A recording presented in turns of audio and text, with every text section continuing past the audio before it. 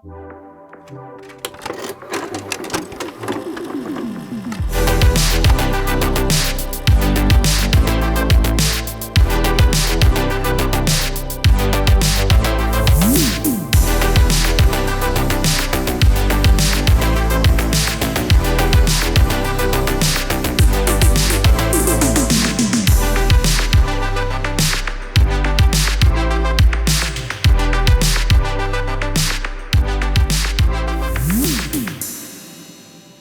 un projet que je voulais très simple au début, puis en fait qui est monté en ambition au fur et à mesure. En plus c'est un court-métrage, un film d'époque, avec des costumes, un peu univers fantastique médiéval et tout ça. J'aime beaucoup ce concept-là de reprendre des figures mythiques pour leur faire dire quelque chose, jouer avec les attentes du spectateur, etc. Et le lieu fait que, on est quand même dans une cité médiévale à Vitré. Tout ça, ça insuffle quelque chose. Et oui, l'idée de la sorcière, aussi les rencontres. Parce que j'ai choisi une équipe de gens avec qui je pouvais travailler presque en chuchotant, dans une ambiance très très sereine. Bon, pour moi, c'est pas un exercice atelier set, c'est vraiment un court-métrage comme les autres que j'ai pu faire. Et donc j'aimerais bien le présenter dans des festivals, etc. Ouais. Premier envol, ça parle du déménagement d'une jeune fille qui s'appelle Sam et qui ne veut pas déménager. L'idée du film, elle m'est venue d'une image que j'avais quand je savais qu'on allait être dans un monastère pour la résidence. En fait, j'ai imaginé, j'avais pris des patins à roulettes un peu années 80 avec moi comme accessoire. Et je sais pas, j'avais une image du couloir du monastère avec quelqu'un qui fait du patin à roulettes dans le couloir du monastère et c'est parti de là.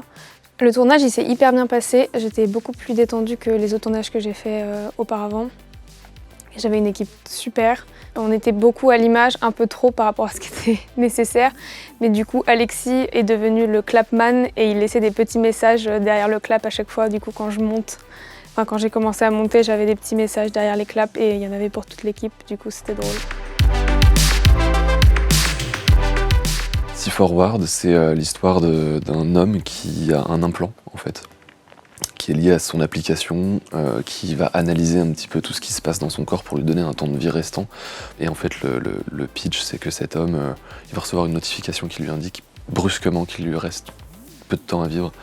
Comment on réagit face à la mort, comment on vit ce truc-là, sachant qu'en plus ça se passe dans une soirée d'anniversaire avec des proches qui sont vraiment contre ce truc d'avoir un implant, etc. Donc j'ai eu 2 acteurs exceptionnels, en la personne de Nicolas et Valentine.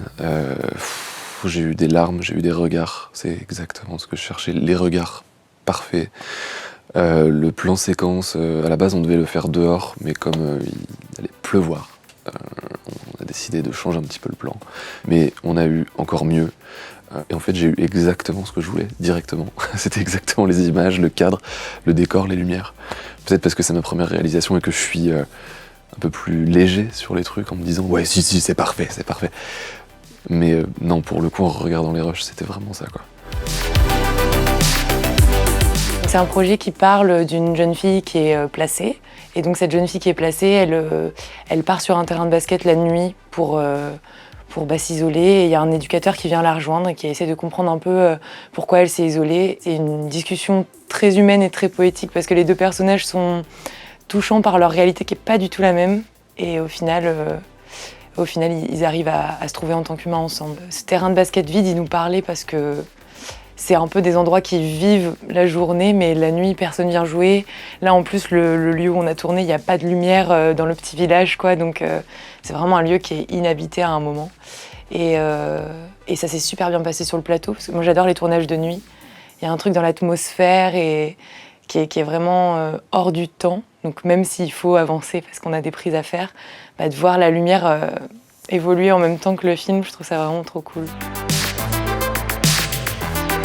En gros, ça parle d'un mec qui est dans un hôpital psychiatrique où ça raconte l'histoire d'une personne qui apprend à se redécouvrir et à se réhabituer au monde extérieur, accompagné d'un personnage totalement bordélique qui qui est un espèce de criminel totalement fou et qui devient son meilleur ami.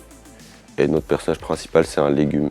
Il est sous médicaments H24 et il ne voit pas le temps passer. Il est dans une boucle infinie dans cet hôpital. Et voilà l'idée. C'est un espèce de petit pilote d'une idée de série que j'avais avant de venir. Du coup, que j'ai réussi un peu à adapter au décor avec les participants qui font parfaitement bien les personnages et tout. Donc ça m'a tout de suite donné envie d'essayer de l'écrire ici et de faire un petit pilote en fait. Alors j'ai réalisé un court métrage sur le deuil qui était surtout un exercice de style où j'avais envie d'utiliser des choses que j'utilise jamais, à savoir de la courte focale. Essentiellement ça, tout en lumière naturelle. Essayer de faire un petit peu une espèce d'exercice un peu Terrence Malick. On était que 3, du coup il y avait Valentine qui jouait et puis Nicolas qui m'aidait, donc on n'était que tous les 3. Et du coup le fait d'être à toute petite équipe aussi, c'était très cool, juste humainement en fait, juste de passer du temps juste à 3 à filmer des belles images, c'était très agréable. L'idée elle est venue d'abord par la forme et ensuite j'ai trouvé le scénario d'abord comme une excuse et puis après comme une excuse pour utiliser cette forme-là et puis après j'ai affiné le scénario pour que quand même ce soit pas trop schématique et trop rapide. C'est 3 personnes qui vivent dans un lieu enclavé où ils sont du coup enfermés et il y a un mégaphone du coup qui leur dicte leurs instructions un peu de vie au quotidien. Par exemple pour manger, il dit prends la fourchette, pique la pomme de terre, mets-la dans ta bouche et tout. Et en fait il y a un matin il se lève et le mégaphone ne marche plus. En fait on était parti du lieu qui nous faisait un peu penser à l'allégorie de la caverne. Et puis je pense qu'on est un peu tous les deux sensibles au rapport qu'on peut avoir à la technologie. On veut montrer un peu les différentes réactions qu'on peut avoir et les différents comportements qu'on peut avoir vis-à-vis de la technologie qui dicte un peu malgré nous nos vies. Ça s'est très bien passé, on était en équipe très réduite, mais il y avait une bonne ambiance, c'était cool et on a réussi à rentrer à peu près tout ce qu'on voulait. J'ai fait un clip pour un ami à moi et le défi c'était de réussir à déplacer un maximum d'objets dans la pièce sans que ça se voit à la caméra pour donner une impression de temps qui passe. J'ai appris beaucoup de choses de tout le monde, de la manière dont il faut s'organiser plus en amont, sur le tournage, comment gérer au mieux son équipe. Mathieu qui arrive au dernier moment pour faire un petit plan pour le reportage, qui me demande comment ça se passe pour se cacher, pour pas qu'on le voit dans la vidéo. Donc je lui explique. Et en fait, il s'est caché derrière un drap. Au plan final, on le voit et c'est le plan que j'ai dû utiliser parce qu'il n'y avait pas d'autre de mieux. Donc j'ai Mathieu avec sa caméra qui recule comme ça, qui essaie de se cacher. Je suis pas satisfait à 100% du résultat, mais à 2000% de l'exercice.